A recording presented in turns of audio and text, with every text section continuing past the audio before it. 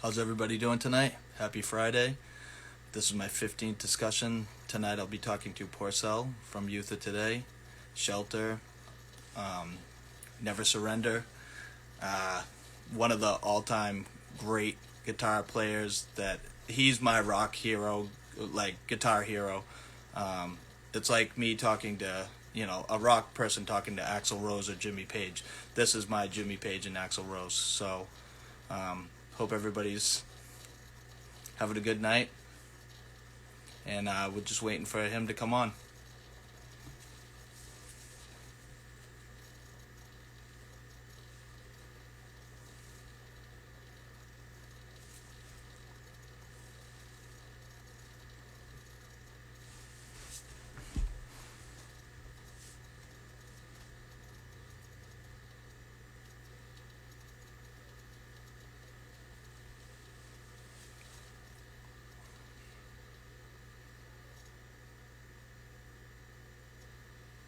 And also, I hope everyone's staying safe out there. I know it's Friday the 13th, and this pandemic's getting pretty crazy. So, hope everybody's staying safe, and happy World Kindness Day also today. Hope everybody's doing good.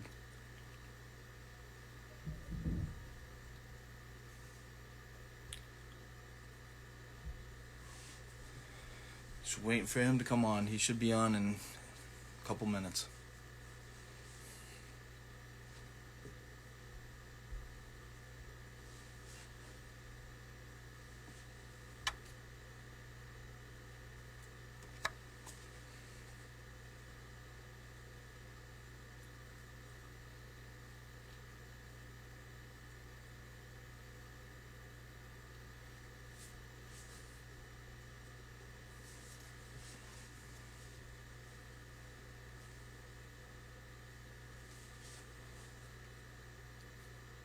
All right, thank you. I appreciate that. I'll talk to you soon, man. Have a good night. Stay safe. All right, here we go.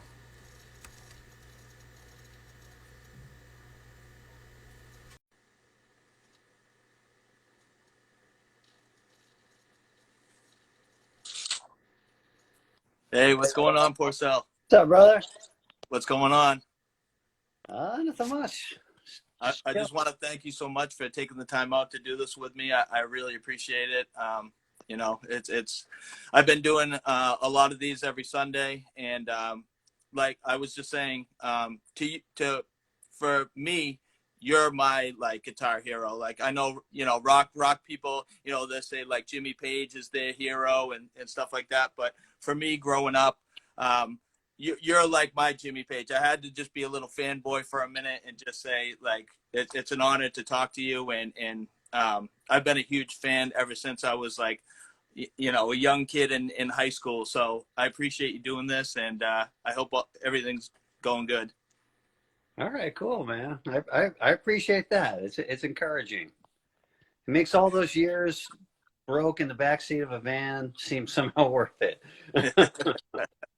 I listened to the podcast you did a couple days ago, the Hard Times podcast, which was incredible. Some real great stories that I hadn't heard before, especially the Thurston Moore story and the Jello Biafra story. Like I've never heard those stories, so it was fun to listen to that.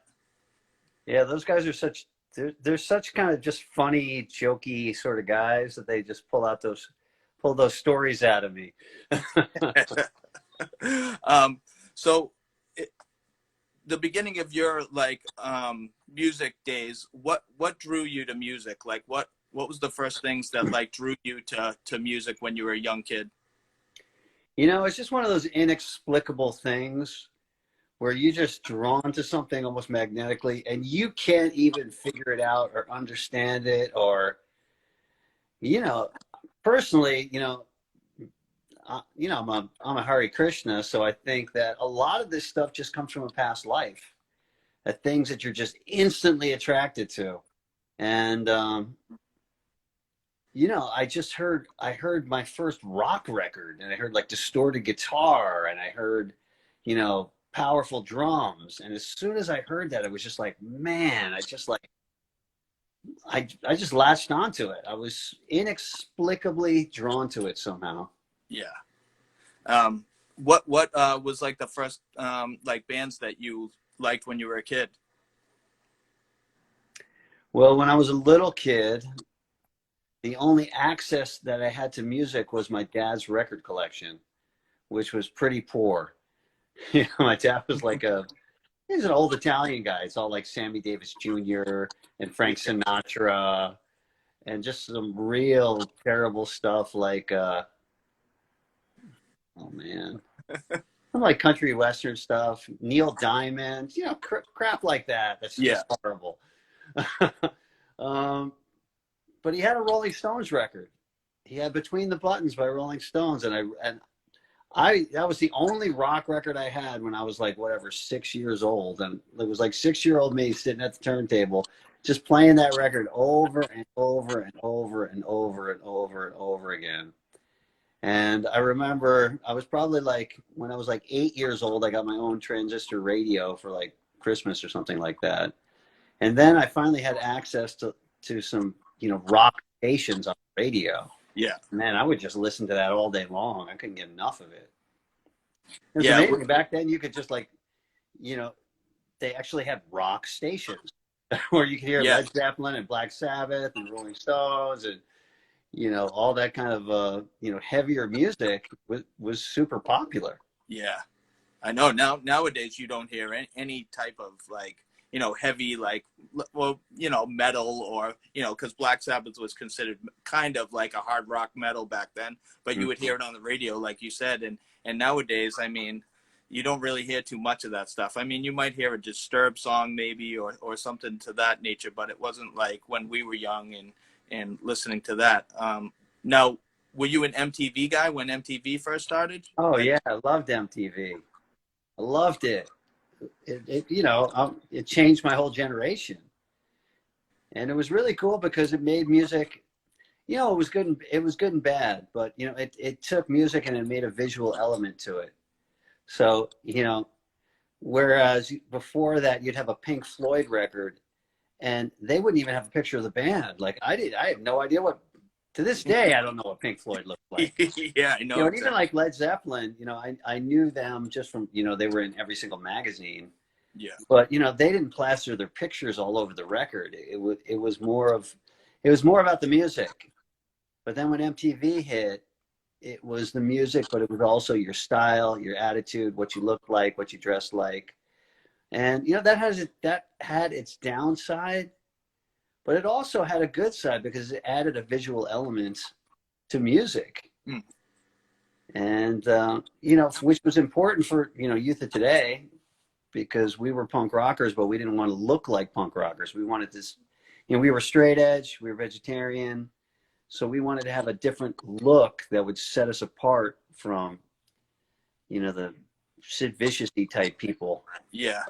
Now, were you drawn to like the California punk first, or was it were you drawn to like Minor Threat down in DC or Bad Brains, or were you hooked on the California stuff where like the Germs and Black Flag and Circle Jerks and stuff like that, or like what caught you in that punk phase where you were like, whoa, this stuff is cool, like Well, I think the first, I always loved like the Ramones and the Clash and all that stuff. Uh, that was a little bit earlier. But probably the first sort of modern punk record I got I think it was either Black Flag Damaged or it was Misfits 3 Hits from Hell. And those were the first kind of like punky sort of hardcore records. And so I went from there, and I actually got into oi bands pretty early. Like I was super into the Cockney Rejects and Angelic Upstarts. And it was mostly because I used to listen to WNYU. That school in the city had a record station. It was WNYU, and every Thursday they would have a punk show, and it was by this guy Timmy Somer, who was in a band Even Worse. And for 1 hour, he would just play the most incredible music I'd ever heard. Because back then you didn't have much access to stuff. yeah, And exactly. I lived in the suburbs. It wasn't like I had some punk record store that was right around the corner from me. Yeah. But that show introduced me to, all the bands that I came to know and love: the Bad Brains, Cockney Rejects, Discharge, Minor Threat. Was the first time I heard Minor Threat was on that show. First time I heard the Bad Brains was on that show. First time I heard SSD was on that show. So that was almost like, it was like going to punk school, listening to that thing. And before I stumbled on that show, for me, getting into new bands was like a crapshoot, because I would just go down to the record store, and it's not like you can just dial it up on the internet. You can just preview the band and listen to it. The record's sealed. Yeah. And it was basically, I hadn't heard any of these bands before, so I would really just pick whatever record had the coolest cover. And sometimes you win, sometimes you lose. Yeah, I did the exact same thing. In like up here in Boston, they had a radio station called WERS, and they had a show called Nasty Habits. And me living in New Hampshire, I could barely get the signal up in New Hampshire. I could get it, but it was real staticky. But I would listen to it like religiously I think it was every Sunday night, but it was at 11. Even though I had to go to school the next day, I would listen to it, and I would write down the names of the bands that sounded cool, and then I would try to like find the records when I would go to the record store. So it was like a similar type of thing for me too, because back then it was, you'd buy an album and you'd look in the liner notes and see like bands, and if you really like that band, then you try to check out those bands that they were friends with or they were shouting out. You know what I mean? And yeah, it was like a treasure. It was like a treasure hunt. Yeah. I mean, nowadays they don't know the struggle that we did for new music. You know what I mean? Yeah, it was cool. I used to tape that punk show every week, and I'd have a cassette, and I would put it in my Walkman. And for 1 week, I had my music for the week, and I would listen to that hour-long show. And I collected those, every single week. I just have a new cassette of it, and I wouldn't throw them out or tape over them. I just would keep those separate cassettes. Because a lot of that music you couldn't even find. Yeah, that's true. So where am I going to get a Partisan single in Westchester, New York, in 1983? So I really just I love those things. And, a few years ago, my mother moved, and she told me, she was like, I found a bunch of your stuff, but there was one thing it was a garbage bag filled with tapes, and I just threw it out. It was cassette tapes. I wouldn't want them anymore. And that was my collection of Noise the Show tapes. And I was like, damn, I wish I had that. Yeah, just to go back and listen to that would be. Yeah, it would have been amazing. Yeah, definitely. So what was high school like for you? I know you played football. Did you play any other sports when you were in high school? I played baseball, but mostly I liked football. I was kind of a jockey kid growing up, into sports, and, mostly football I like the best. Yeah. But, also from an early age, I was really into music. I was into playing guitar. I was into trying to make my own bands.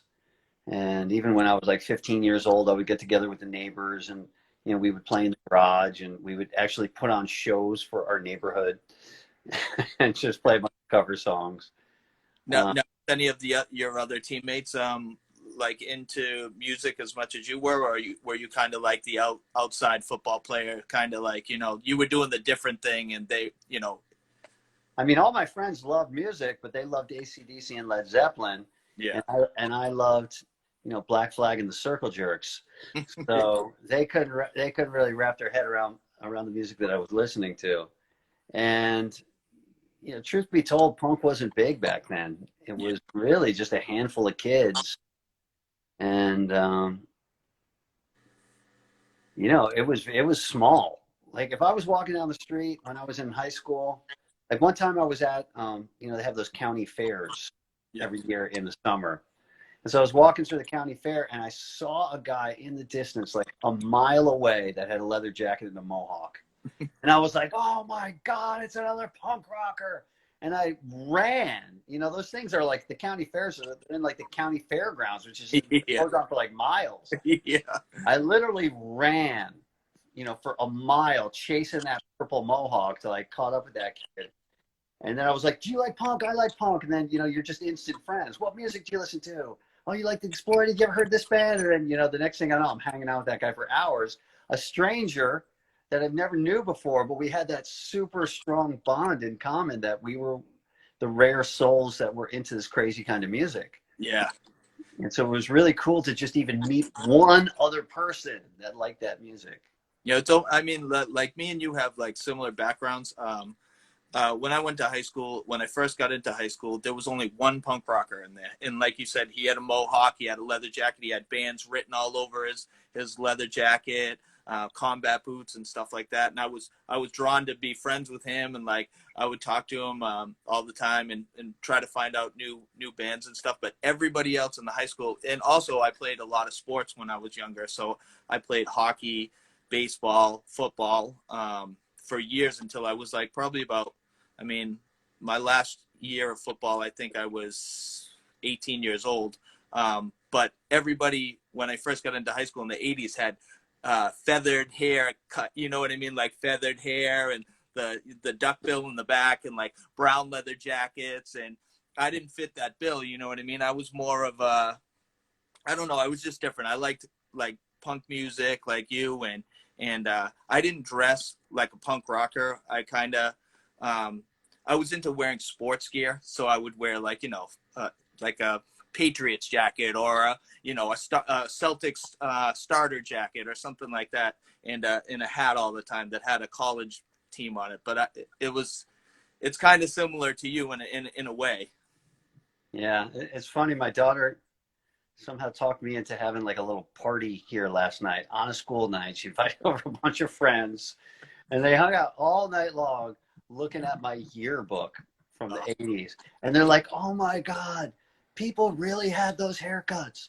Oh my God, people really dressed just like Pretty in Pink. This is amazing. I was like, yep, people really dress like that. Yeah. So to be a punk, I used to dress kind of like jockey, but there was a period when I was probably like 15 where I dressed really punk. I had a leather jacket with suicidal tendencies on the back of it, and it had spiked hair, and I would come to school in combat boots and things like that. So I was kind of the freak of the school. Yeah. Now, do you think that was just kind of like a trendy thing for you, and then you kind of went back to like how you kind of like the youth crew style that you didn't really create because you were already dressing like that to begin with, but did you kind of just resonate back to that style of Yeah, it was kind of like a costume for me. You know what I mean? It wasn't really like stuff that I would normally wear or even like particularly felt, really comfortable in. Basically I did it to just kind of like shock my school and, set myself apart from other people. Yeah. But I actually got the name Porcell. My name is John Porcelly, but everybody called me Porcell because I was on the football team. And when I was in ninth grade, I started on freshman football. So I was in high school instead of junior high. And we had this old Italian coach who had coached my brother. My brother was like one of the stars on the football team, and he was older than me. So the coach was really excited to have me, like his younger brother, because he had coached him also.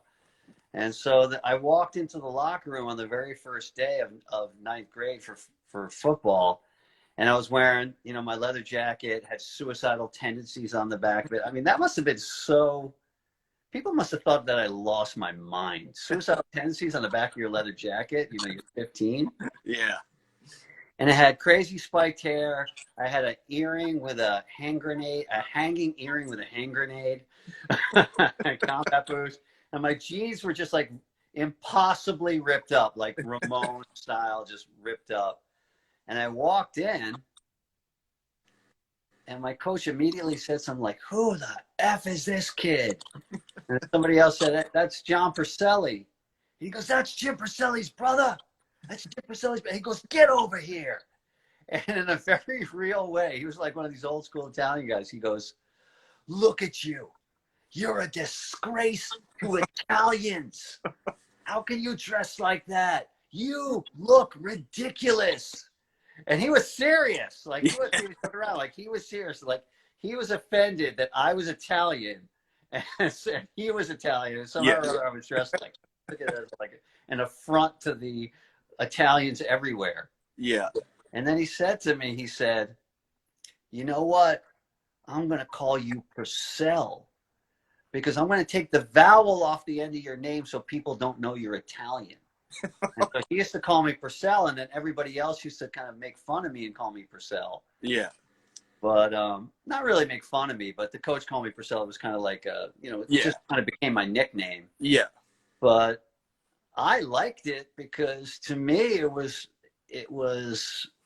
it represented that I was punk, that I was different, that I dressed different, I thought different. I was different from everybody else in the school, even though I played football. Yeah. Which was a very like unpunk kind of jock thing to do. So I liked it, and my varsity jacket had Porcell on it, and it just kind of stuck. Yeah. Yeah. It's crazy the way like the 80s were. I'll be 49 in a couple months. You're 53. 53. So, what year did you graduate? 1985. 85. Like, so in the 80s, it was different. Like you just said, when I was on the football team, like I said, everybody had feathered back hair. All the football players and all the jocks that played sports had different hair than me. Because I shaved my head once I started getting into hardcore, and probably 87, 88, I had a complete shaved head. So everybody in my school up in New Hampshire thought I was a Nazi skinhead just because I shaved my head. And so when I played football, my coach was so angry that I was like so different looking than all the other players that he told me that I couldn't play football unless I grew my hair out. And there was another guy. That's what it was like. My coach was the same way. He was just like, there's no way you're playing on this team. You're not going to be an individual on this team with that shaved head. Like, just like you said, who do you think you are? And there was another kid that had hair like this. And he was like, you too. He's like, you got to cut that hair too. Like, we're not going to we're a team here and this and that. And I was just like, so in my junior year, I didn't play football because that coach was such an asshole that I was like, you know what? I'm not going to grow my hair. Like, fuck you. I'm not going to grow my hair. And then that coach left, and then I played my senior year and didn't have any problems with the next coach that came in, you know what I mean? But the 80s were such a weird, like, if you were a punk hardcore kid and you were in the suburbs, it was very different, you know what I mean? It was just so new and so freaky. Nowadays you got a leather jacket on, like whatever, celebrities wear like punk looking leather jackets, Yeah. Punk has sort of crept its way into the mainstream, but back then it was like people would look at you like you were nuts just for wearing combat boots. Yeah. At least in my school, I went to a really preppy school. Yeah. If you didn't have like penny loafers or, Timberland boots were big back then. Yeah. If you didn't have those, and it was very super clicky. Like if you didn't have the right clothes, you were completely made fun of and ostracized, and you were a nerd. And so it took some guts to dress like that for sure. Yeah, definitely. Yeah, it was like I said, we have like very similar like backgrounds when it comes to going to high school and doing that thing. So when you first started going to shows, or what was the first band that like you guys actually like you played shows? Was it Young Republicans was the first band that you? Yeah, that was my first band. The first official show we ever played, besides playing in like a garage, was we opened for the Rocky Horror Picture Show. And that was, everybody knew that I was into punk. Everybody knew I had a band, but no one knew what we sounded like. And so our first show is literally in front of the whole entire school, midnight on Friday night, playing our like crappy little hardcore songs. And people were just like, they thought that we sucked. I mean, obviously we did suck. We were a bunch of like, 15-year-old kids. Yeah, yeah. But yeah, that was our introduction to the whole school. And people were, they just thought we were crazy. Yeah. Now, was the message straight edge when you were in that band, or did that kind of evolve No, that when was you met Ray? I probably I was straight edge towards the end of that band. That time that we played, that time that we played Rocky Horror Picture Show, we didn't have our actual singer. Young Republicans actually, we had a demo that got pressed into a record. It's kind of floating around there, a 7-inch, and that was when we had this different singer. The school next to me was called North Salem. I went to this school that was called John Jay. And all these people came up to me. They're like, "Hey, Porcell, I heard there's a punk rocker kid just moved from New York City, and he goes to North Salem High School, and everybody's saying he's a skinhead." And I was like, "You're kidding me! A New York City skinhead moved to North Salem, is going to North Salem High School." That day in school, as soon as school ended, I went to North Salem High School to look for him, and it didn't take me long. Like I got there early. And I'm just like waiting for school to get out. And he was one of the first kids out the door, shaved head, bleached jeans. He looked like straight out of Agnostic Front or something.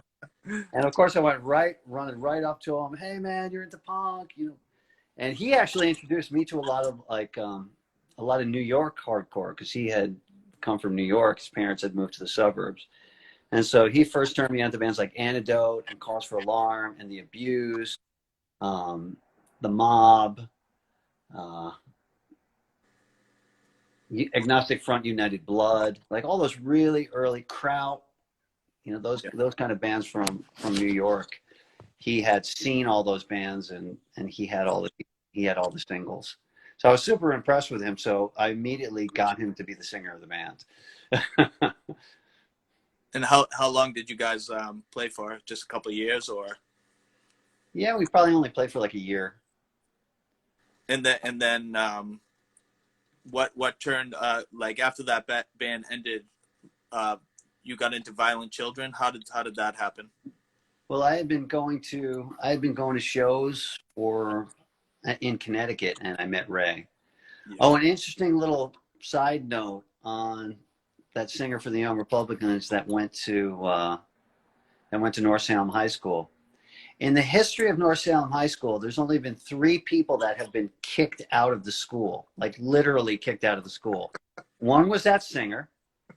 One was Wendy O. Williams from the Plasmatics. Oh, wow. And one was Gavin from Burn. Wow. Wow.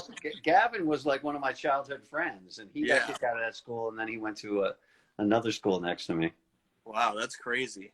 But yeah, those 3 got kicked out. That's great. Now, did you know Gavin was a hardcore punk kid way back then, or he wasn't into punk. He was a metalhead kid, and he was super into the cutting edge on like thrash metal. Like before people even knew what thrash metal was. Back when metal was like Kiss. If you said heavy metal, people would think Kiss or Zeppelin or something. But the first time I met him, I went over to his house. And he had like Metallica records and Merciful Fate records and Anthrax records. And he put those records on and I was like, wow, it's pretty cool because, thrash metal is so different from, regular metal that when you hear like the first Metallica record, you're just like, whoa, this is awesome. This is really, the music was really cool and different. So he came from that scene where I came from the punk scene, but we quickly kind of melded everything together. Yeah. Now, was that something that you still liked, like in the back burner of thrash metal, or were you just kind of like, yeah, it's cool, but like?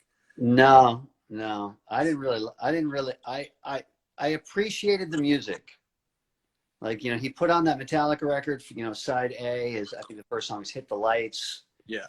And I'm like, wow, this music is really good. And then the singing comes in, and I think the first line is something like, "Whips, chains, and black leather, we're going to kick some ass tonight." And just the stupidity just kind of like got stupider. Yeah, you were like, the record goes on. Yeah.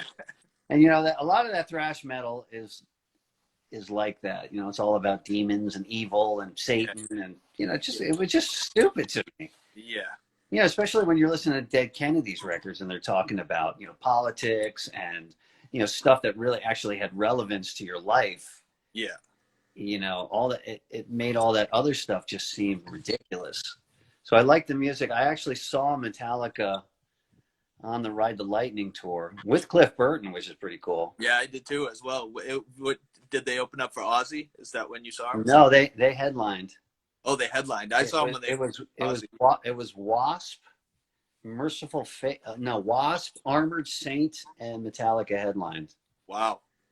Okay. And I had been, by this time I had seen the Dead Kennedys, Black Flag, MDC, Circle Jerks, and those shows are so exciting. Yeah. People moshing, and you can jump on stage, and you can sing along with the singer. And then you go to these metal shows, and they're so boring. The band just stands there. Everybody's just doing this the whole time, like just banging their heads, just rows and rows and rows of people banging their heads. There's pot smoke everywhere. And I just thought to myself, wow, hardcore is so much cooler than this. Yeah. So I wasn't really attracted to it that much at all. Yeah, I kind of had a different like avenue to get to hardcore. I kind of was like a heavy metal kid.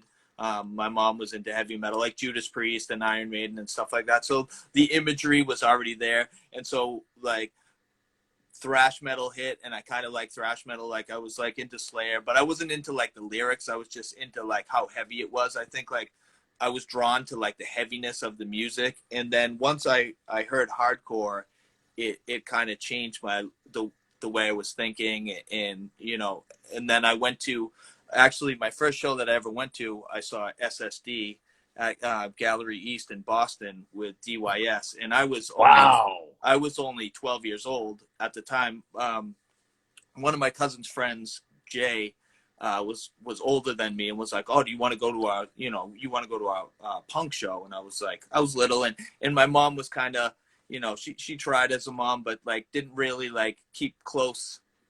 I wasn't very like close knit with her, so I kind of did my own thing even when I was young. So I was like, "Oh, I'm just going to the show," and she was like, "Oh yeah, have fun, whatever." And so I went, and I kind of had hair like here, and I went in there, and there was everybody had short hair, and everybody was jumping on and slam dancing, and I was scared shitless. The first thing that I saw, but I thought it was awesome because of, like you said, the energy, and you could like get on stage, jump off the stage, touch the band's touching you, like all that stuff. But I was scared because of just like I thought it was going to get beat up, because I was young. I was 12 years old, so I was scared. So I didn't go to shows. Like I loved it, but I was like, "Oh, I'm afraid of this scene." So I waited until I was like 15, and then that's when I started going to shows religiously in Boston at the Channel and the Rat, like the Saturday and Sunday matinees for me in Boston, where we'd have to travel an hour to get there, but it would be like me and my friends would drive. Like I didn't have a license at the time, but they did. Every Saturday and Sunday we would drive, and that's when New York hardcore kind of like really like resonated with me. That's like my first real love for hardcore was Youth of Today, Gorilla Biscuits, Bold, Judge, that and of course I like Slapshot and like Eye for an Eye up in Boston and stuff like that. But that was like how I kind of got there. You know what I mean? Did you ever see Youth of Today at the Rat? I saw Youth of Today at TT's. Yeah, where the kid had the seizure. Did you get that show? Yeah, that was Bold played that show. Yeah, that was, Bold and that show. Yeah, that was like fuzzy memories, but that show, and I saw Gorilla Biscuits with Leeway and Super Touch at the Channel, and I also saw Judge at the Rat with, I think it was Bad Trip and Said and Done played that show at the Rat. But I saw Youth of Today once, and I saw Judge once. Well, the Break Down the Walls cover, that picture is from the Rat. Oh, really? Yeah. Oh, yeah, that's right. I missed that show, though. That was with 7 Seconds, right? No, that was before 7 Seconds. Oh, that was the show at the Rat before 7 Seconds? Was that with 7 Seconds? Because I think, like, I missed that show. When you guys played the Rat with 7 Seconds, I missed that show. And then I think the year after that, you You know guys what? played. That was the show with 7 seconds. The Yeah, Break I Down the think it was Walls record. The because Break Down the Walls cover. I think TT's you played in '88. That's when I first saw you guys. It was 1988. Yeah, because we played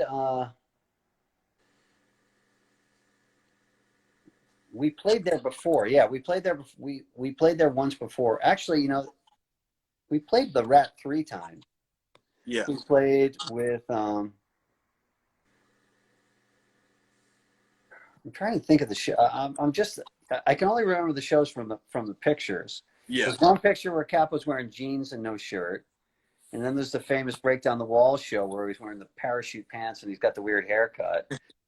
And I think we played there one more time. But yeah, we played there with 7 Seconds. We played there with Youth Brigade. That was a great show. Youth Brigade and Crippled Youth. Yeah. Always Wasn't good shows. Man, I yeah, love the Rat. yeah. Do you remember the shows at TT's? Yeah, I love TT's. Yeah. I think you did. You guys only play that twice though, right? I think like one the show I went to was with Bold, but the other show I think you guys played was if I can remember correctly was JFA played that other show that I missed. Yeah, we played a whole bunch of shows with JFA that tour. Yeah. There wasn't a whole tour with them, but we played like probably 6 East Coast tours with them. Yeah. Now, what was your take on Boston when you played Boston? Was there any like you know how years went on? There was like a Boston New York beef. What was your time like playing in Boston? The Boston New York beef started way before Youth of Today. The Boston New York beef started with like Agnostic Front and SSD and DYS, and there was beef when they would go down and play, CBGBs and Great Gildersleeves, and a bunch of fights and stuff like that. So there was always tension between New York and Boston way before, I probably even started going to shows. Yeah. Today just kind of inherited it. We were from, New York City going up to Boston. It's just kind of expected that like Boston's not going to like you because you're from New York City because of that old rivalry. Yeah. Probably started with the Yankees and the Red Sox. Who knows? But there's definitely a feeling of like, okay, we're in enemy territory now. But we always had great shows there. Always. Yeah, the show that I went to was and the Judge show too was. I feel like Boston kids always like had a great time though when you guys played or any like when Agnostic Front played or Burn played or Cro-Mags played up here. The show was always amazing. You know what I mean?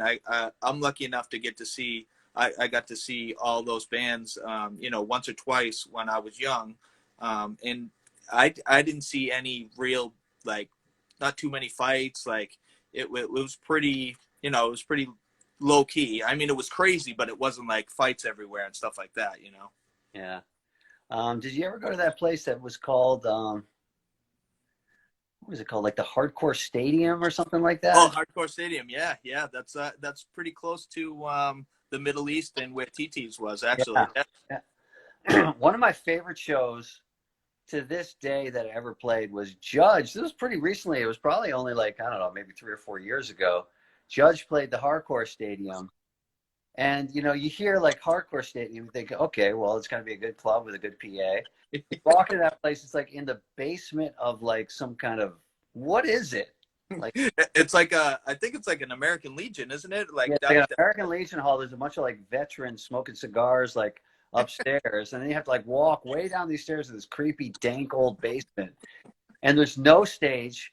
Actually, there was a stage. They built a stage especially for Judge. It was a bunch of pieces of plywood on top of milk crates. That was the stage. It was like constantly shifting. It was almost falling over. And it was just like a room in the basement of VFW Hall, packed with kids. Makeshift stage, makeshift PA, put on by kids.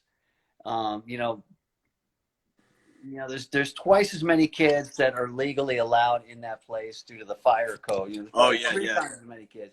And it was such a great show. Oh my God, we just started playing and kids just started losing their minds. And I kind of forgot that feeling because at that point Judge was playing really big shows. We're playing Black and Blue. We're doing all these festival shows in Europe. But man, there's nothing like just playing hardcore in a basement with like, hundreds of sweaty kids packed in like arm to arm and shoulder to shoulder. And, You know, it just becomes such it's not a show. It's not a show. It's like a communal ritual almost. You know, Yeah. everybody's involved. It's not like the band's here and you got the light show on the band and like there's no light show. There's barely any stage. You're Yeah. not a rock star. There's no backstage. You're hanging out with everybody that's in the club. And there's something so cool and real about that. You know, that's what I loved about hardcore. It was different than metal. It was definitely different than rock and roll. There was no pretense. There was no, you know, you're up here, you know, I'm up here, you're down here. Yeah. And the cool thing about it is that, you know, the bands are singing about real things that really affect your heart. Yeah. You know, when I went to see 7 Seconds, you know, and they're singing like, you know, even something simple like racism sucks. You know, I'm coming from a school where, you know, the N word is thrown around like, you know, like it's free. Yeah. And, you know, so for them to kind of point that out and, you know, bring that up and, you know, just like all their songs, you know, they had their straight edge songs, Drug Control, Straight On. You know, it was all things that were real kind of deep issues in my life. And so when they sang those songs and I'm singing along with them, I'm singing them with just as much energy and like heart and conviction as Kevin Seconds is singing them. Yeah. And so it becomes like it's not just him singing, it's like all of us singing, and we're all kind of feeling the same emotion at the same time. There's a whole room full of people screaming their heart out. Like you just don't get that anywhere else. You know, No. there's some magic in that. Even if it's a crappy basement, you know, that almost like adds to it. Yeah. Yeah. Seriously. And That's why I loved like I've been listening to heavy music like and I kind of went into like the heavier hardcore stuff once you know kind of like the New York hardcore thing kind of died down a little bit and then bands started getting heavier and started screaming a little more, you know what I mean? And I got into that like a lot too and basement shows were like a big thing around here and like I love basement shows to this day still, you know. I'll go to a show like down in Boston at a club, but I still would go to a basement show any time just to feel the energy of like you said, like close knit, you're packed in, you're like you feel the energy, you have the energy, the band has the energy. It's like it's hard to explain to an outsider that's never like doesn't understand hardcore. When you try to explain it and you try to explain the energy, they just don't understand the feeling. You know, it's hard to portray the feeling it makes you feel what like that I've felt and obviously you felt for decades. You know what I mean? It's hard to explain to an outsider how special it is. You know what I mean? yeah, I mean, people can't believe that you're moved to jump off a stage into a sea of people. But there's just something that almost physically moves you from the inside out that throws you off that stage because it's not only just the power of the music, it's it's the power of the message. It just kind of it you know, it transcends your intelligence, it transcends the intellect. It's kind of like it just goes straight to your heart. Yeah. And then you even do crazy stuff like jump off a stage. So, you know, there's really nothing like it. There's really nothing like hardcore. Yeah, it's true. Here's Now some go. weird places that we've played. We've played so many living rooms. I can't even tell you, you know, people stage diving off the couch, Oh, you really? know, 50 people packed in some kid's living room. We've done that many, many times. Yeah.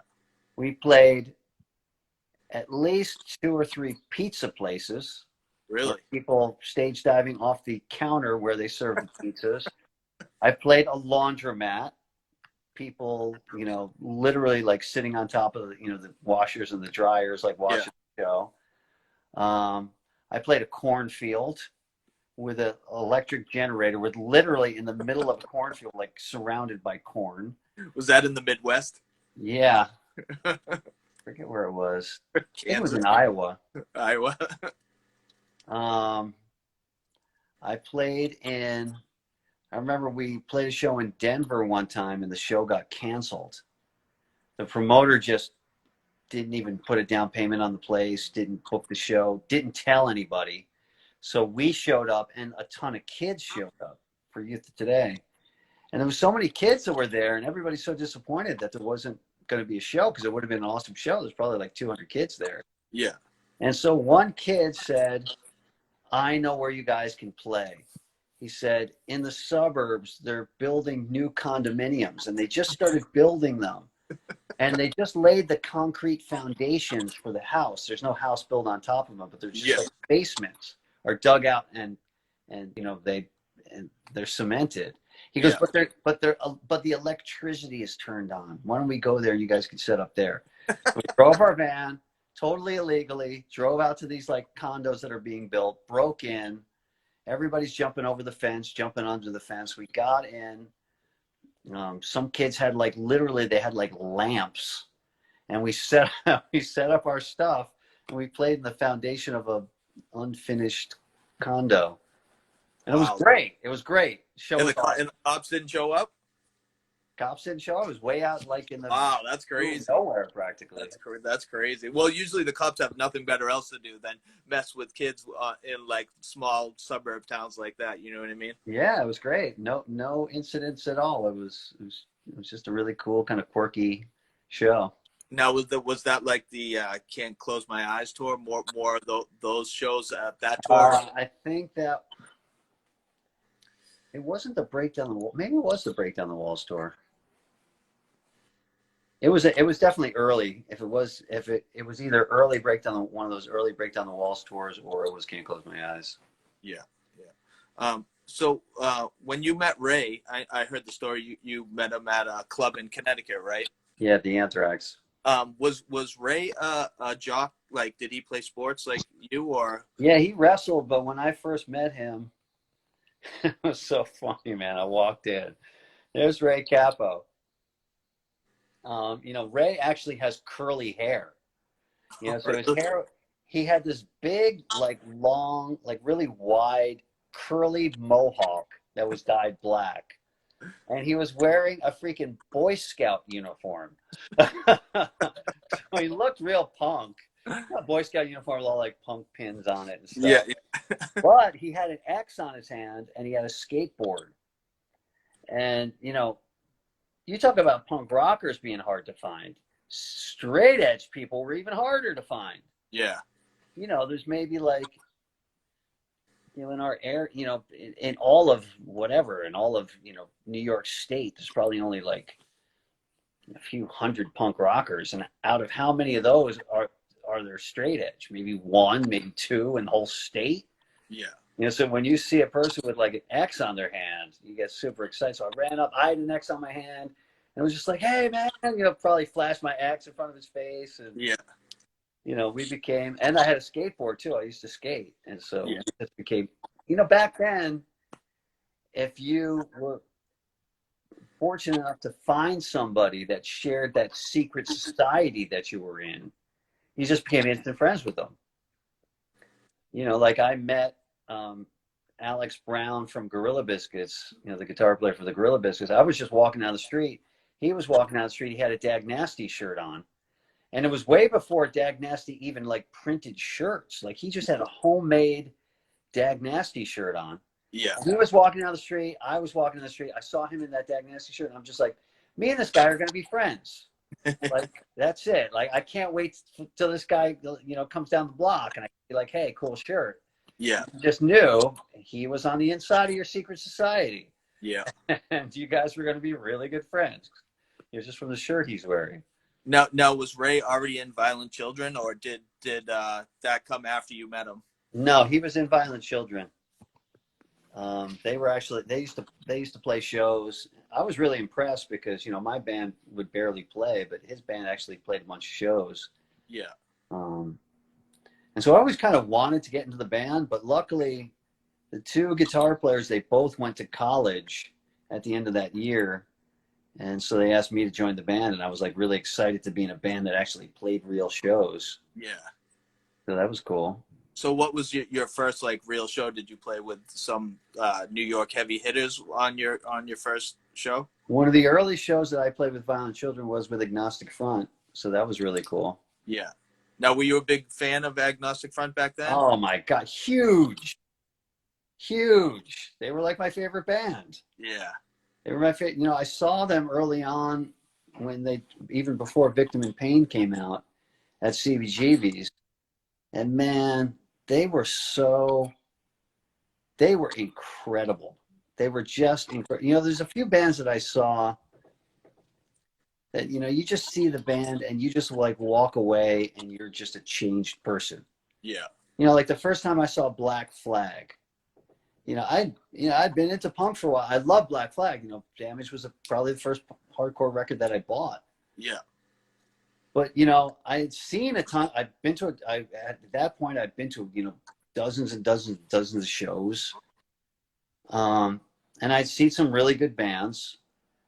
But Black Flag, I mean, usually you'll have a hardcore band, and the singer will be crazy. Yeah. But the rest of the band is just kind of reserved, and they're trying to play their instruments, and they're just, you know, focusing on keeping it together. Yeah. Black Flag were the first band that I saw where every single member of the band lost their mind.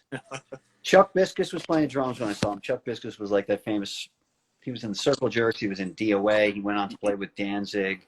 Yeah. An incredible drummer, but you could just watch that guy play drums. I mean, he would just bash the drums. He was one of the most animated drummers ever. And, you know, you have Greg Ginn, Chuck Dukowski, Dez was playing guitar, and they were all playing. You know, Henry Rollins was singing. Yeah. They were literally playing every single song with so much intensity that you thought that they were just going to die. Yeah. Like, yeah. literally, that was the vibe. Like, we're going to play this next song, and we're going to put so much energy and aggression and emotion into the song that we might not even live to see the end of the song. Like, that was the vibe for Black Flag, you know? So Yeah. when I walked away from that show, and, you know, they literally, you know, you talk about like leaving blood, sweat, and tears on the stage. Like, that's what it was like. Like, they practically couldn't even walk after that. Every member. And I was just walked away and I was just like, wow. Yeah, that's incredible. That's what a band should be. And that really, it inspired me for Youth of Today, because we were known as the band where every member would go crazy. And, you know, I would jump in the crowd with my guitar. And a lot of that came from, you know, seeing Black Flag. I was just like a changed person. Like, if you're going to play music, man, you should play it like you freaking mean it. And so, you know, a lot of bands were like that. You just walked away and you were just never the same. And Agnostic Front were just one of those bands. Yeah. And it was really cool too, because they had a real bad rep, especially with like Maximum Rock and Roll, which everybody read back then. They were like, you know, the Bible of hardcore. Yeah. And every issue of Maximum Rock and Roll, they would be like, Agnostic Front are Nazis, they're Nazi skins, you know, they beat people up, they do this, they do that, they're fascists. And that first time that I saw Agnostic Front, it couldn't have been anything further from the truth. Like, Roger would just be like, you know, we got to unite. It's punks and skins together. Yeah. We're against all the regular people out there. We're trying to do something different with our lives. It was actually so positive, and there was such a message of unity, and there was such a feeling of like brotherhood in CBGB's at that club, where it's just like, I walked out there and I'm just like, wow. Like, wow. Yeah. That band was not only incredible, just like musically, but just like what he was saying. And just like the mood that he was able to create in that room, that we're all in this together and we got to like look out for each other. Nobody did that like Agnostic Front did that. Yeah. I know. It's incredible. It's crazy. What did you think of the documentary that just came out like a year or two ago? I loved it. It was awesome, huh? As soon as I watched it, I immediately messaged Roger. I was like, man, I just saw it. It was incredible, dude. I love you guys. Yeah. It was really good. Now, do you ever think about doing something like that for Youth of Today, like doing a documentary thing like that? If anybody wants to make a Youth of Today documentary, get in touch with me. Oh, that would be amazing.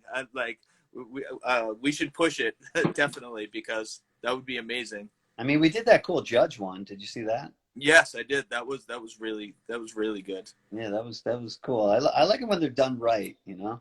Yeah. Now, did you get to? Did you? My question, I guess, is like, was there any band that you didn't see that you wish you did back then that you just Yes, didn't? yes, plenty of them. Some of my favorite bands I never saw. I never saw Minor Threat. I never saw SSD. I never saw DYS. Man, I would have killed to have seen SSD and DYS at the channel. Um, and you know what sucked is, I used to go to that club, the Anthrax, when it was in Stanford. It later on opened up again in Norwalk, and it became more of a famous club mostly for like straight edge stuff. Yeah. Um, but I used to go to that club every week, and I remember one day I walked to the club, and there on the door of the Anthrax, it was just a handwritten flyer with a magic marker. It said, "You bet, Minor Threat, 2 weeks." And I was like, "Oh my God, Minor Threat is playing the Anthrax in 2 weeks. I'm gonna." Like the feeling that I got just like seeing that flyer on the door, like my jaw just dropped to the floor, and I was just like, "Oh my God, I'm gonna get to see Minor Threat." Yeah. And in that 2 weeks, they broke up. Oh, Doesn't that suck? that's horrible. That's Yeah, horrible. Now, did you get to horrible. see, you get to see the Bad Brains? Yes. And I didn't get to see them like, early 80s. I think the first time I saw them was probably like, it was still pretty early. It was probably like 1983. Yeah. And oh my God, they were incredible. Which They they were which they they were still another one of ripped. those bands. They were another one of those bands. You walked away from that band. You walked away from that club. You were a changed person. Yeah. I didn't get to see him like early '80s. I saw the Quickness tour, but still, I mean, a lot of people didn't like that album, but I still thought the Quickness album was really good. No, it's awesome. I love I love that. Quickness. I People love don't that. like Quickness. What's wrong with them? Yeah, I know. Like I hear people say like, "Oh, that's one of their worst albums." I loved it when it first came out, and I was lucky enough to get to see that tour at the channel actually. We got my man Boofish that's on right now from the brunt of it. He was at the show in Rhode Island that the Bad Brains played at Lupo's. Now, Lupo's was a club that had a big pole that was Oh yeah, right in front of the stage. Like people used to get hurt on that pole all the time. yeah. I've been to Lupo's. Yeah, remember Lupo's? I Yeah. saw the Bad Brains there, and they opened up with Rock for Light. And HR came out. They hit those chords at the beginning. You're just like, oh my God, Rock for Light.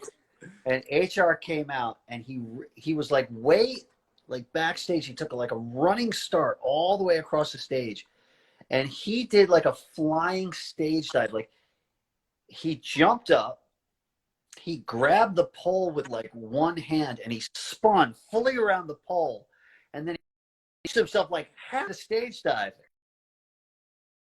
And I was like, that was the greatest thing I've ever seen. Like, that's the kind of stuff you see at like the Olympics. Like that was the first Yeah, 2 seconds of a Bad Brains show. Do you remember that Boofish?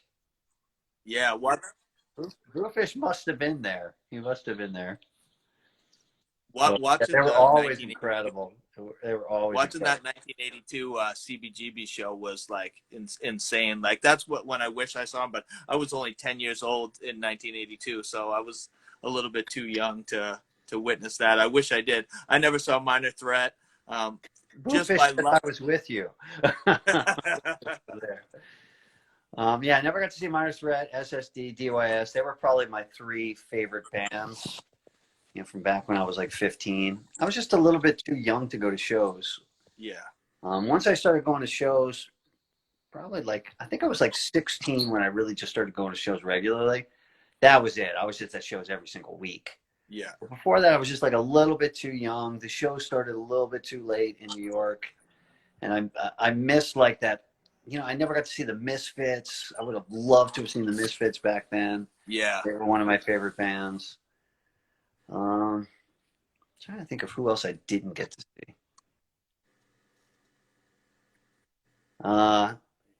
For my 12th grade prom, I had a girlfriend in senior year, and she was like, Dag Nasty were playing the Anthrax with Dave Smalley singing.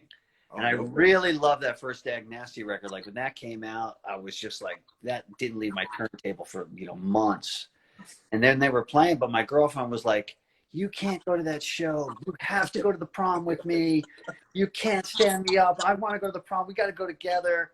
And so my girlfriend talked me into going to the prom, and I missed Dag Nasty with Dave Smalley singing. And literally like a week later, he quit the band. Oh. And I was so pissed. I was like, for the goddamn prom. Now, what do your children think of your career in these bands? Do they think it's cool? What are they? Yeah, they think it's cool. They're all into music themselves. They're both musicians. My son and my daughter. My daughter's like, she's crushing it. She's really doing a lot of, she's working on a demo now, and she's actually getting some attention for it. The songs are really good. It's more like indie rock stuff, like singer-songwriter stuff with, most of it has no drums. It's very kind of like shoegazy kind of stuff. Yeah. But it's really, really, really good. Hopefully she'll have a record out next year. Yeah, that's awesome. But, they love music. They don't necessarily love hardcore. I think they're a little bit too well adjusted to like hardcore. We were all nuts. We're all coming from like, broken homes and kind of crappy upbringing. Yeah. They're a little bit too just a little bit too, they go to like private school and stuff. Yeah. That's funny. Yeah. My daughters are young. I mean, I have a 11-year-old and a 9-year-old, and they'll listen to it, you know what I mean, but they don't really understand it. That they seem to not mind it, you know what I mean? And they like everything though, just like me too. I mean, I can't just listen to hardcore or heavy music. I have to go elsewhere to listen to other stuff too. I'm sure you do too. Speaking of that, were you ever into hip hop when hip hop hit in New York City? I wasn't really into hip hop. A lot of, my friends really got into it. I kind of got into a little bit of it, like, Boogie Down Productions and stuff like that. Yeah. I always thought it was cool. The cool thing about New York at that time was you had the punk scene, which was very underground. You had thrash metal, which was very underground. And then you had hip hop, which was also very underground. I mean, it wasn't really till like Run DMC Raising Hell record came out that it kind of like the ceiling blew off of it, and it became like a huge thing. Yeah. Before that, it was like, those three music scenes were very, very underground, and they were almost like, secret societies. Yeah. And so we all got along together. The thrash metal guys got along with the punk guys, got along with the hip hop guys, because we all kind of understood that we're almost like, we're all in the same place. It's just, it may be different music, but we're all just kind of cool, up and coming music that nobody really knows about. Yeah. Kind of on the inside of it. So we all had like a healthy respect for each other. Yeah. And it's almost like hardcore and hip hop are back then was like a revolutionary, like they had similar backgrounds, I guess you would say, you know what I mean? And so I would always try to like tell people, they're very similar, but different in a way. And people couldn't grasp that concept, but I know you can, coming from, shows in New York, and at the time, hip hop in New York was, it was everywhere. You know what I mean? It was underground, but it was everywhere. There was so many MCs in New York. You know what I mean? And I didn't know if you gravitated towards that music a little bit. Just a little bit. I liked some of it. I wasn't like completely overtaken by it, like some people that I knew. But I definitely liked it. Yeah. Now, did you know the guys from the Beastie Boys because they came from punk background in New York, or? I didn't personally know them, but Richie, who was in Youth Today, he also played an Underdog. He went to school with Ad Rock. So me and Richie were like best friends. We'd be walking around the city. And I remember Ad Rock just lived in the Village, so we would see him all the time, and he would just be, and he'd be like, "Hey, Richie, what's up?" And he'd be like, "Yo, Adam, what's up?" And so we'd see him, but I never really got to meet him. Yeah. But I love the Beastie Boys. Yeah, me too. I got to see him a couple times, and I saw him at Lollapalooza one time, and I saw him on the uh,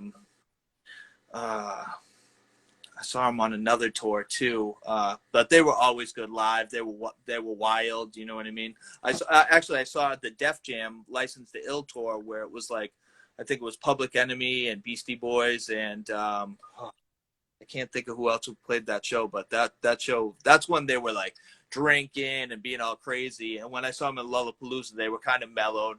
Like they mellowed out, and which I enjoyed it better when they were like a little less like, you know, throwing beers and doing crazy stuff like that, you know. Yeah.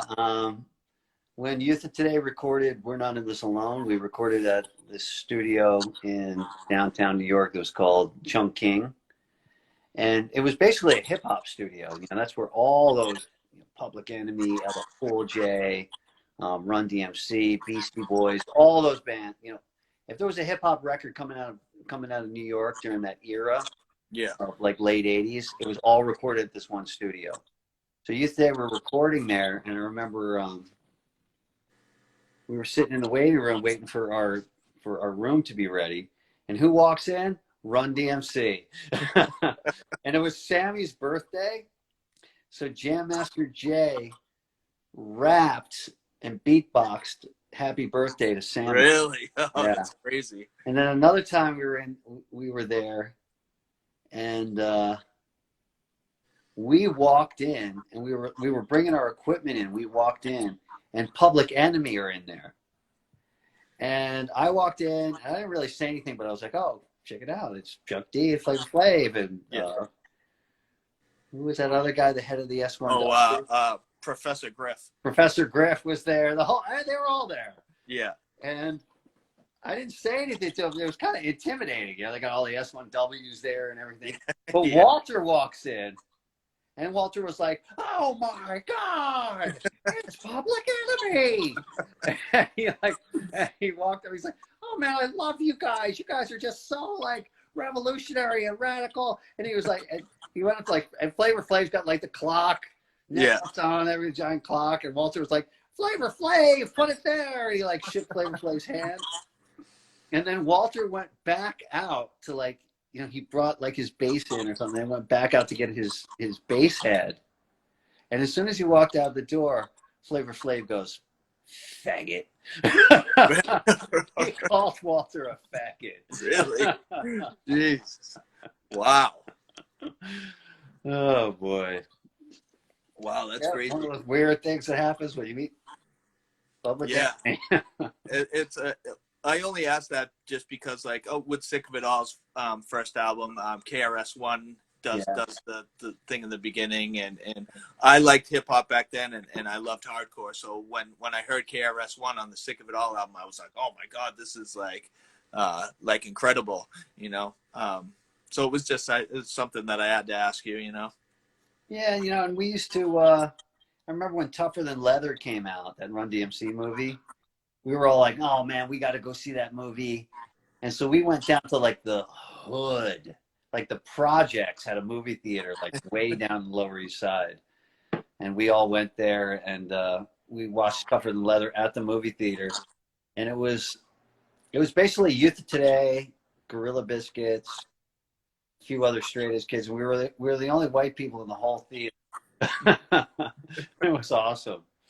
Now that it's on my mind, what was up with like kids in Ray wearing the work gloves with the like, where did that come from? Like, I see that all over the place. Like, was that kind of like a blue collar, like where blue collar, you know, guys, or like, where did that come from? That was like a CBGB's thing. That came way before us too. Like the guys in The Abused used to do it. Jimmy Gestapo from Murphy's Law used to always wear these construction gloves. And I guess it was because, you know, if you're like a singer and you're doing a bunch of stage dives and you have these big like leather gloves on, it protects your hands or something. Yeah. That's so crazy. You're probably getting stepped on and people are trying to grab the mic and scratching your hand up. Yeah, They yeah, probably had like a utility to them to actually protect your hand during those crazy CV matinees. yeah, So we just thought it was cool, and we just kind of adopted it as a yeah. New York thing. Yeah, I never realized, because I saw pictures of, like, I've seen a million pictures of people wearing like work gloves with the fingers cut off, and I didn't know if it was like where it came from, or you know what I mean. Yeah, it's a New York hardcore thing. You wouldn't understand. uh, another question I had was, like, when hardcore started getting like the metalcore. You know how Agnostic Front they did Cause for Alarm got kind of more metal. Like, were you kind of put back by that kind of trend that was happening in hardcore, where metallic hardcore was kind of hitting at that time? Yeah, we didn't really like it. Yeah, It was we were just obsessed with hardcore. yeah, And hardcore to us seemed so much cooler than, metal, and the music was cooler and it was so much more immediate. And I don't know. There was just something about just like that straight up hardcore that just sort of captured my heart. yeah, And when one of your favorite bands changes their sound, that's always sort of back then to us, we were just sort of like bummed out, like, oh my God, we love Victim in Pain so much. I wish yeah, yeah, Cause for Alarm sounded like Victim in Pain. yeah, In retrospect, whatever. People got to grow. Bands got to grow. yeah. Everybody got to True. feel like they're getting better. Everybody. If if a band wants to experiment with a different kind of music, like whatever. Yeah, you know. But for us, it was all about hardcore, which is why youth of today kind of played that sort of real fast, old school type yeah, hardcore. But we put our own stamp on it, of course. But that was kind of music that we really loved. yeah. Definitely. The thing that I loved the most in the late '80s was the New York hardcore compilation, The Way It Is. That by far changed my life, with all those bands, and like you guys and Sick of It All, and even like the Trip Sixes of that it's in Warzone. Just that compilation was my favorite compilation, and it probably still is, like, of all time for me, because like every song on there is incredible to me. How did that like come about, and what did you think of that compilation? Well, what's cool about that compilation about New York City in general at the time was, the Lower East Side was pretty much just left for dead. It was all drug dealers and alcoholics and, crackheads and thieves, bike thieves. And so, the cops pretty much just like left it alone to just, okay, if you want to be, if you're either crazy, a drug addict, or like an artist and a musician, you'd move to the Lower East Side because the rent was so low. Yeah, You could live on Avenue A, crappy ass neighborhood. You're taking your life in your hands, but you could get a really super affordable apartment, which you couldn't get anywhere else in the city. I mean, forget it. yeah, So it was like the last place where so that was very, that was very attractive to people who were artists and musicians, creative people and poets. And so the Lower East Side was filled with people like that. yeah, And so when you think about it, that scene, that was all bands just from that one scene, just from that one neighborhood in New York, yeah, practically. And, slowly but slowly, the place got gentrified and, pushed everybody out. And now there's no bands from New York. Bands can't afford to be from New York anymore. You can't afford to practice there. You can't afford to live there.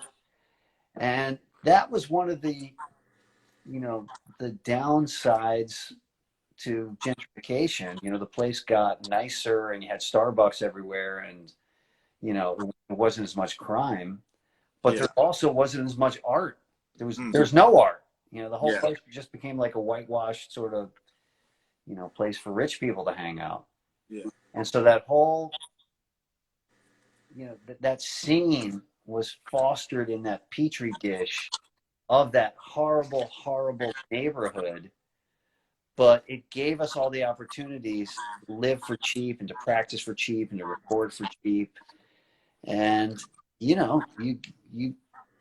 it was like, touching a wire. You just became electrified by all the other bands and all the creativity that was going on at the time. That's why there's so many great bands. Yeah, yeah, it definitely exposed me to like side by side on that compilation, which I don't think I would have. I mean, I would have got to it eventually, but I mean that exposed me to Super Touch, and then I eventually saw them, and even Nausea and stuff like that, which Yeah, and it was such an eclectic scene. Every band sounded different. Every band had their own style, uh, but we were all friends. Not only were we all friends, we were all like blood brothers and sisters. Because, like I said, it was a dangerous place, so you had to watch your brothers and your sisters back, and that's kind of how we survived the place. yeah, yeah, So it was a really, really tight knit scene for sure. yeah. Now, were you a fan of Slapshot when they formed after Negative FX?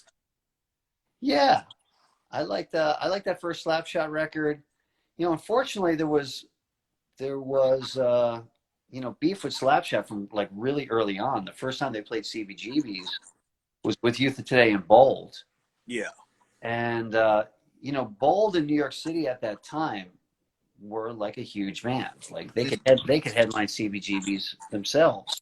yeah, And Slapshot, no one really kind of knew that much about Slapshot back then. So the bill was Slapshot opening, Bold, and then Youth Today. And Slapshot came in and they're like, "What the hell? Why aren't we headlining?" And there was things like going back and forth, and then it got like a little ugly, and it just set this kind of tone that like, okay, now there's beef between Today and Slapshot, yeah. and it lasted for decades. I remember Judge played "This Is Hardcore" a few years ago, and Slapshot played too, and I got there early, and I don't know if you've ever been to "This Is Hardcore" in Philly, that big hardcore festival. No, I never have. But the whole I know. parking lot is like a hardcore flea market. And it's Yeah, all like vegan trucks and t-shirts and all kind of cool stuff. So I'm walking there and I'm walking, through the parking lot, and then I see Choke, and Choke's walking towards me. And this is just like a few years ago. This is decades after like all this stuff kind of went down. But I was yeah, still thinking in my mind, like, okay, Choke's walking towards me. I'm walking towards him. Are we gonna get in a fight right now?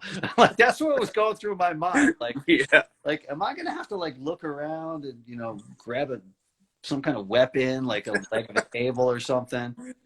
And then he walked up to me. He just gave me a big smile. He gave me a big hug, and it's just a bunch of stupid stuff.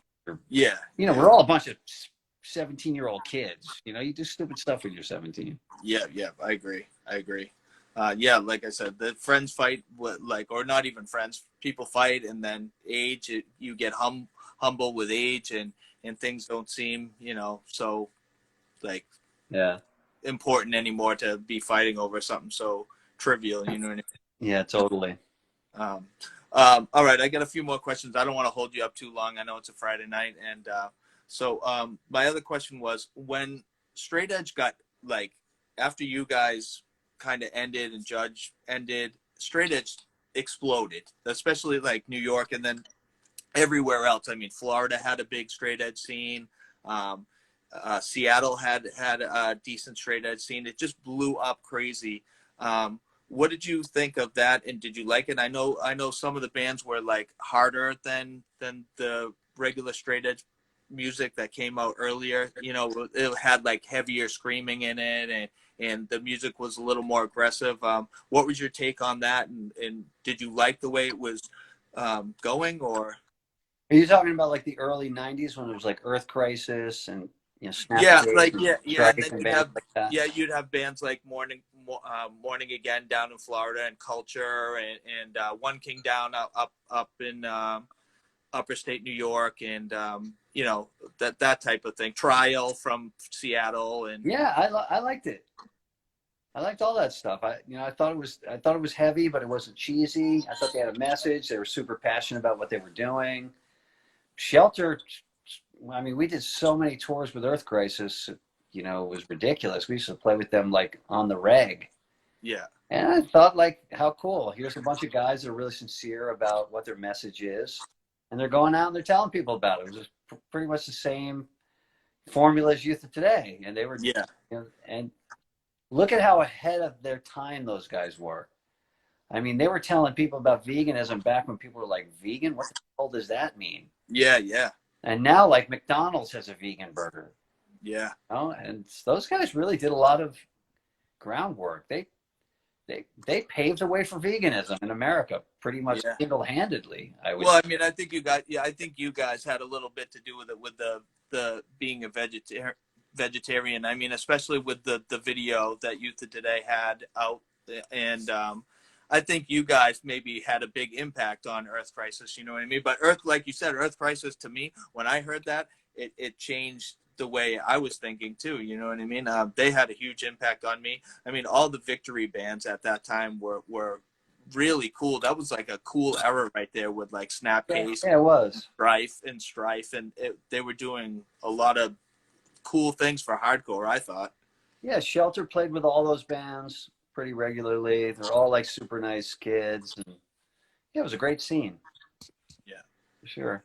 Now, what's your take on like heavy hardcore, like the like real screamy stuff? Is that something that you don't really like, or? Like what? I thought all hardcore was screamy. Well, I mean like real screamy. Like I mean I could name some bands, but you probably wouldn't like no. I'm just saying like really like underground. Like hardcore seemed to me like it got real heavier and heavier, as the years went on. You know what I mean? Which I loved because I kept listening to bands.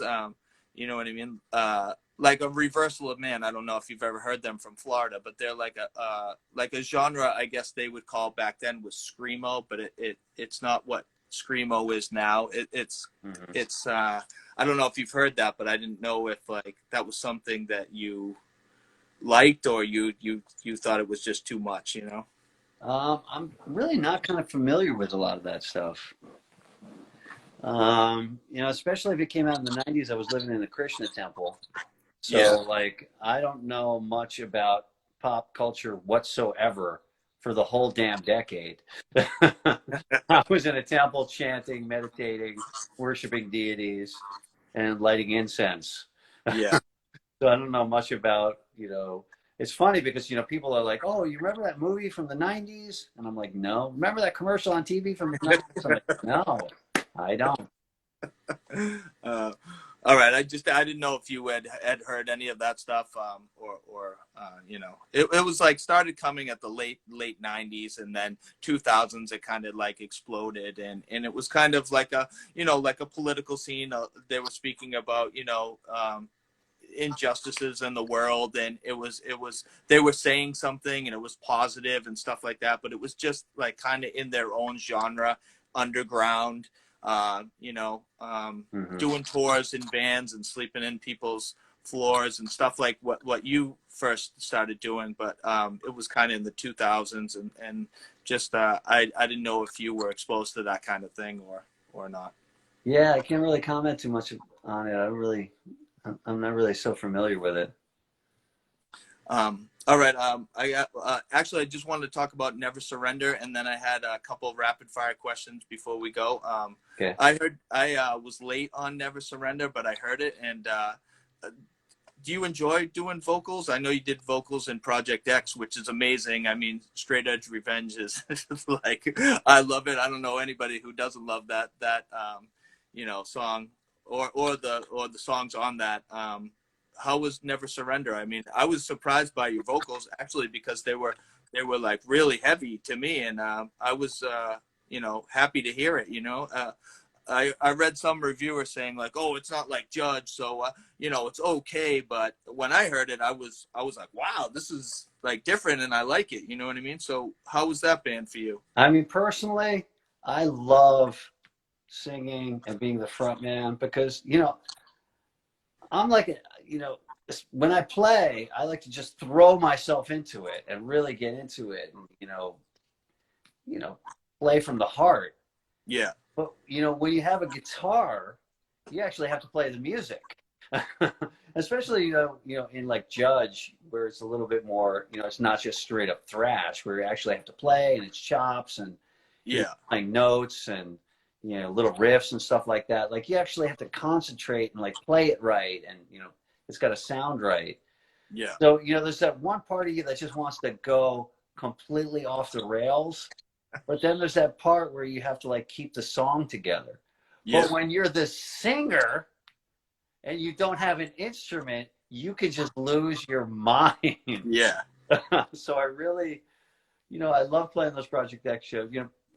Never Surrender was together for like literally 2 weeks. Oh, really?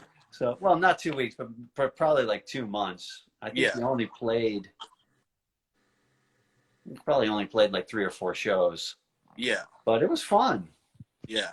Now, do you think you'd ever start a band and be the front man again, or? You never know. Never say never. I don't have And I don't have and any also, plans, but yeah. I mean, I anybody thought it wants was. to start a band, get at me. I thought it was. I mean, I thought it was awesome when I heard the vocals. I was, I was like, wow, this is awesome. So I didn't know how long that band actually lasted for. It was fun to write lyrics too. Um, I've always been lucky to be in bands that had like incredible lyricists. Ray Capo and Mike Judge. Those guys are like super talented at Yeah. writing lyrics. But it was fun to just sit down with a notebook and it's like, okay, what's in my heart right now? Like, what do I want to sing about? And Yeah. what's coming from me, and what's in my life, and what's my troubles and trials and tribulations and things that I want to express from my heart. Yeah. And there's something really cool and personal about that. Yeah, I really liked it. Hopefully you front another band, because I definitely enjoyed it a lot. And you also said that Judge is possibly, I know it's, you guys live in different spots, but like maybe some new Judge songs are going to be out there, maybe eventually in the future. Hopefully, man, encourage us. We haven't Oh, really gotten it together yet. yeah. But, I mean, that would be incredible. Just like you said, even if it's like a 3-song EP or something like that, it would, it would be incredible to hear some new Judge songs. yeah, that would be cool. And I'm sure you guys have evolved into something. You still have the element of Judge, but I'm sure it would sound a little different, like years later. You know what I mean? Which would be cool too. Yeah, that's the tough part. The tough part is like making it still sound like Judge, but not rewriting Break Down the Walls. Yeah. Having it be fresh, having it be new. We're all in different places in life. Have it to be, have it come honestly from that place, but still have it sound like Judge. That's a little bit tricky. Yeah. So that's probably why we haven't really kind of nailed it down yet. Yeah. I mean, is there parts to some songs, or just it's kind of just talked about right now? No, we've actually practiced some stuff and come up with like at least one full song. Yeah. Yeah, hopefully it works out. We'll see.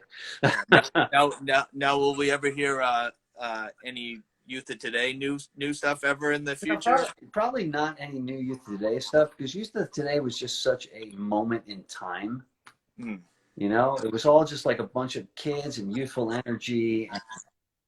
And, I don't think we can recreate that. Like I really don't. I think the beauty about the band was like a bunch of just like, hyper 18-year-old kids just like losing their minds over straight edge. And, Yeah. it was like a blip in time, and it was like a blip in our lives where we had that kind of like super youthful energy. Yeah. And that's what really made Youth of Today. Yeah. I mean, I would really like to do a new Shelter record. That's the record that I really want to do. Yeah, and with Shelter too, like you guys can pretty much do whatever you want musically, because it, like, a lot of it sounds different. You know what I mean? So new music, it doesn't. I don't think people would be like, oh, this doesn't sound like Shelter, because you guys kind of did, poppy stuff, and then you did like kind of heavier stuff a little bit, and like, so like you guys have a range of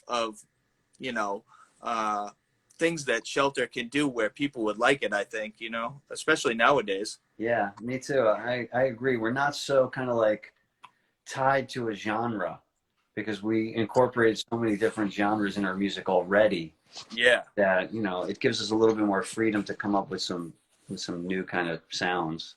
Yeah. And it would just be cool to put out like a new Krishna record. Yeah. Yes. That would be awesome. Well, are you in contact with Ray all the time? Yeah, I see him all the time. He You do? lives 25 minutes away from me. Yeah. Now you still live in New York, right? Yeah, I live in upstate New York. Now, have you ever thought about moving out of New York and living somewhere else in the country, or? Not really. My kids are in school, Yeah. Yeah. maybe after they graduate. Have you ever visited New Hampshire and chilled out in New Hampshire at all? Since I'm a New Hampshire guy. I've played in New Hampshire. Really? Where did you play in New Oh, Hampshire? maybe I didn't play. I think I played Vermont. Vermont, yeah. New Hampshire. Yeah. I don't think I've ever been to New Hampshire. Really? Yeah. Wow. Sorry, bro. All right, I'm gonna shoot you some rapid fire questions, and I'll let you have the rest of the night. I appreciate you taking the time. I really do, Porcell. Mm-hmm. All right, so favorite New England punk or hardcore band from New England for you? Of any time period? Yeah, of any time period. Favorite all-time punk or hardcore band from New England, which is like, could be Connecticut, Massachusetts, Rhode Island.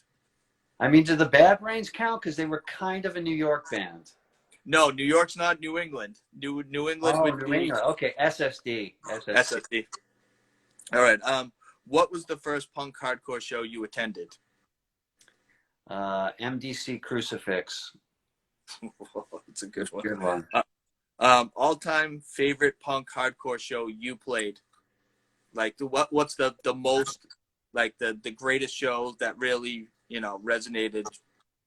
That's probably the most impossible question that I could ever. Or give me like 2 or 3. Youth of Today in Russia was pretty amazing. Just the bizarreness of it. That here's a band that I did in New York. We thought we would be lucky if we played CBGBs. Yeah. And then we're playing Russia. I would have never dreamt that in my wildest dreams when I was 18. Yeah, yeah. And the show was just incredible. Both those Russian shows were incredible. Yeah, the kids going wild there. Oh my God, singing every word. I couldn't even move. I was just pressed up against my amp. There were so many kids on stage at every moment. Oh, that's awesome. I don't know, maybe Youth of Today when we played CBGBs with Agnostic Front. That matinee, that early CBGB show, it really kind of cemented Youth of Today, in the New York hardcore scene. That was really special to me. Nice. So many, dude. Millions. Yeah, I know. You've, I mean, can you remember like half of the shows because you played so many shows? I can't. It's all kind of like a blur, but the really special ones I definitely remember. Yeah, yeah. All right. My next question is all-time favorite punk hardcore show you attended, like you were like just watching, that meant the most to you. It was either 7 Seconds at the Anthrax, first time I saw 7 Seconds, or maybe Cro-Mag's Age of Coral record release show at CBGB's. Ooh. That was a good. I don't know if you're a movie guy at all, but what was the last movie you watched? Like in the movie theater? No, just like either sitting at home or. What's the last movie that I watched?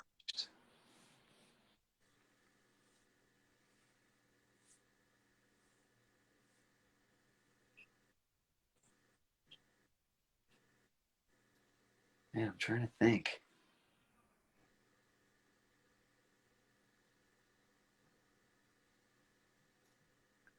I know I watched something recently with my daughter.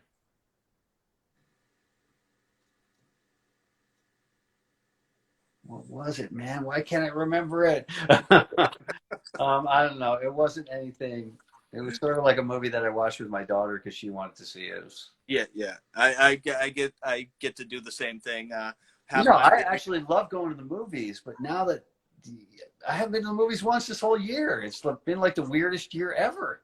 I know. I'm a big movie guy, and I'm the same way. Bummed out that you can't go to the movies. I mean, I try to watch as many as I can. I work a lot and take care. You know, I have my girls, my wife, and two dogs, and so my time is like. But the 2 hours I get to myself, I try to like maybe squeak in a movie or something. What you know, sitting on the couch or whatever. So, Yeah, I was always a big fan of actually going to the movie theater. yeah, me too. It's been one of the weirdest things of the year to like not be able to do that. I know it's crazy. It's same thing with live shows. I miss live shows so much. I was I would go all the time, and for a while I like maybe I don't know 8 years ago I stopped going to hardcore shows, and I started going to hip hop shows because my buddy was a promoter, and he would let me in free at the Middle East. And I got to stand on the side of the stage and watch like, you know, 90s hip hop guys that I loved. And so I started like taping hip hop shows. And then the past like 3 years, I started getting back into hardcore, going to hardcore shows and still going to hip hop shows. But like like I'm almost 50, and I was like still going to shows religiously all the time. You know, at least 3 times a month if I was trying to. You know. Yeah, So I miss live, playing. I miss playing, man. yeah, I know. I don't like. Hopefully, within the next year, like maybe things will calm down. It's a crazy year. This year's been crazy. It's been the freaking craziest year, hasn't it? Damn. I know. I know. Nuts. It's crazy. So I have one more. Well, it's kind of a two-part question. Your all-time favorite straight edge band back in the day, and then your all-time favorite straight edge band, like new, kind of newer straight edge band. I mean, it's got to be Minor Threat. I gotta say, Minor Threat. They were one of the bands that first really got me into straight edge. Um, Newer bands. I mean, this band isn't really new. I'm not so much into. Actually, I have heard some kind of like newer straight edge bands like Magnitude. I thought were really good, That magnitude. and that band from Wilkes-Barre, One Step Closer. Yeah, You heard that band? I thought they were really good. yeah, they are good. Just as far as a band that I was just like really blown away by is probably Have Heart. Have heart, yeah. Have Heart. Yeah, I remember seeing that band and being like, wow, like these guys are good. yeah, they bring the energy too. Like, I think they just had broken up like recently though, haven't they? Well, they did those reunions recently that were off the hook with like thousands of people and stuff. Yeah, that was crazy. Yeah.